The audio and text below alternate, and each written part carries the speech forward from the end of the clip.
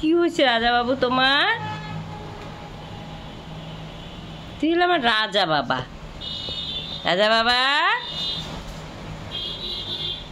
ও রাজা বাবা, রাজা বাবা, আয় রাজা বাবা, আয়।